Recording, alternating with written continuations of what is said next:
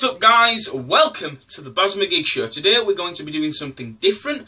Going to be doing a review, pushing the boat out a bit. I want to try do something different as opposed to just, you know, doing nothing. I'm just waving my hands in the air. Anyway,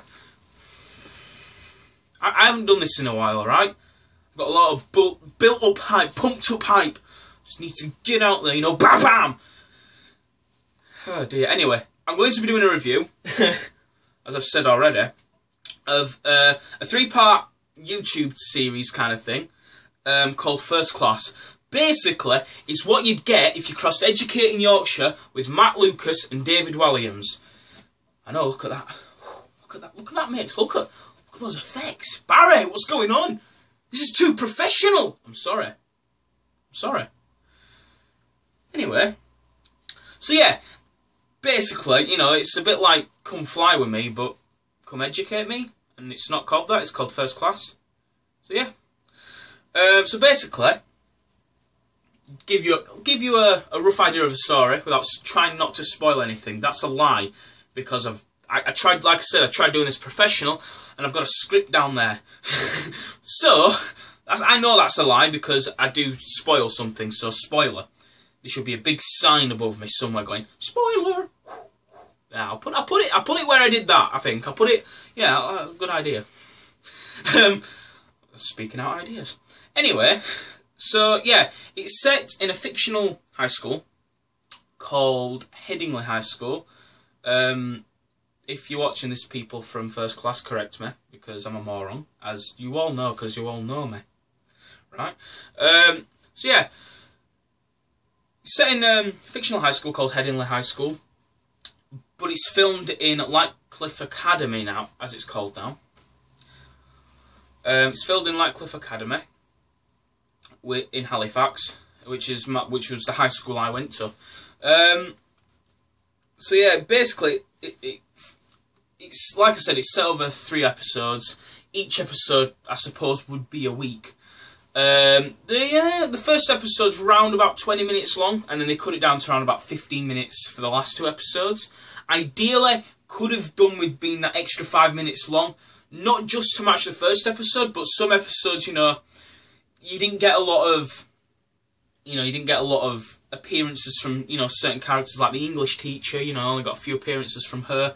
You know, they weren't very long, you know, their lines weren't very long, there wasn't much productivity with them. Well, as opposed to the head teacher, where he was constantly in. Even in episode 2, when he actually made no appearance, he was still in it. So, you know, I do feel like certain things could have been changed, but I'm going to let them all off. Letting you all off with a warning this time, because you're amateurs. Letting you all off with a warning. I mean, when you're a professional like me... no, but seriously, brilliant. I mean, there are, like I said, there are a few nicks and knacks in it, but like I said, it's only an amateur production. You know, it's not going on it's not a new BBC television series. But I genuinely really enjoyed it. I thoroughly enjoyed it. Really made me chuckle. Really hit my chuckle spot.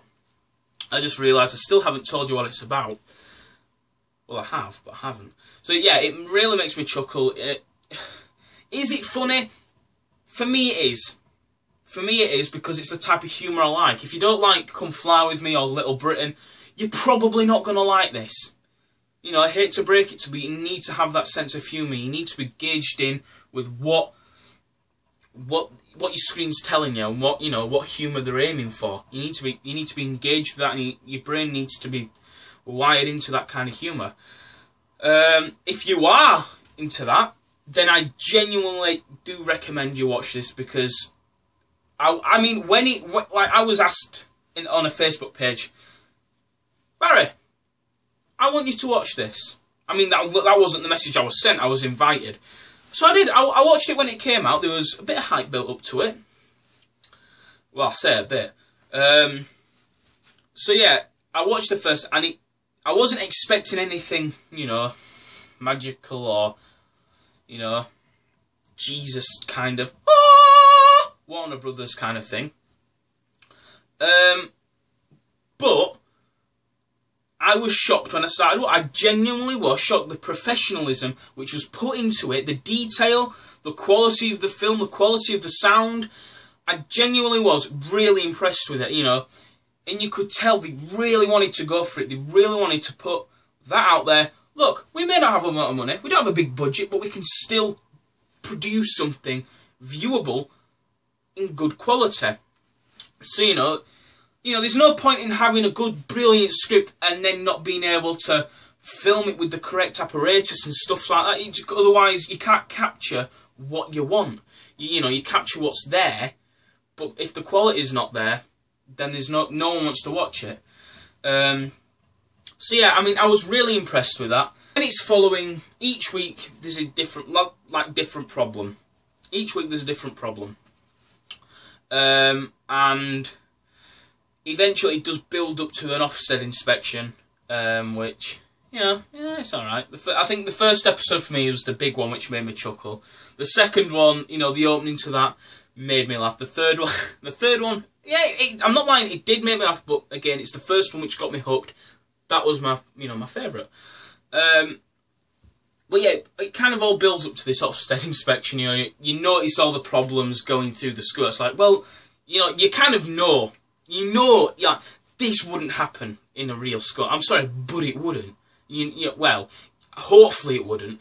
You know, but they build it up. It's like when the Ofsted inspector comes in, you instantly think, oh, it's going to be a joke. You know, he's going to be like, oh, that's normal. That's not. But it isn't. It's taken really seriously. And needless to say, shit hits the roof. Shit seriously hits the roof. And they're still incorporating humour into it.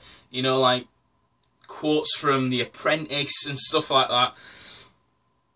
So yeah, I mean, it's a really good, you know, upbeat. When I looked forward to, like, when I watched the trailer for it, I thought, this is going to be good. And I watched the trailer, it had a smile on my face. I mean, there's no vocals in it. It's just music playing over a muted videotape. But it put a smile on my face. So when I watched the first episode, I mean, even bits which weren't even meant to be funny made me laugh. Or keep a smile on my face, you know. That's the kind of humour we need. Well, at least I needed. And it put a smile on my face. And every time I watched it, I looked forward to it. Again, it put a smile on my face. And I smiled a good, you know, 5 seconds after it finished.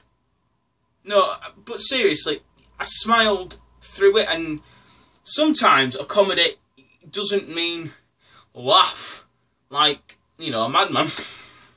You know, it doesn't mean laugh like that. But it means keeping the audience happy, keeping them interested, you know, keeping them looking forward to the next joke. You know, that kind of humour. And that's what it was. So, what would I rate this? I'd give it a good solid 8 gigs out of 10. You know, although I really would love to be biased because I know them all, like, there are niggles which do affect it. So yeah, I'd give it a solid 8 out of 10.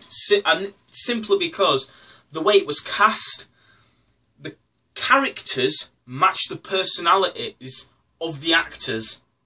Like, so much. It made me cry. Just I mean, not emotionally and upsettingly, but the amount I could see the actors in the characters, which probably a lot of the audience couldn't, because they don't, you know, maybe not know them, you know, personally. But that's who they are. And, you know, okay, the students, not teachers, but the principal's still there. That's who they are. And to watch them doing that was like watching it was if I was there and, you know, that's how they'd behave. So the way it was cast was brilliant. The story, the script was fantastic.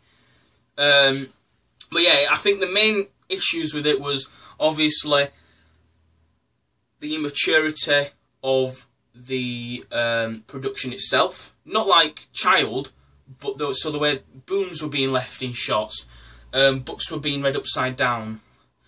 Things like, just little nickels like that just kind of knock the points. I mean, you know, just bits and bats like that. So yeah, I'd also like to take this opportunity, seriously, to just say thank you just to all the friends there.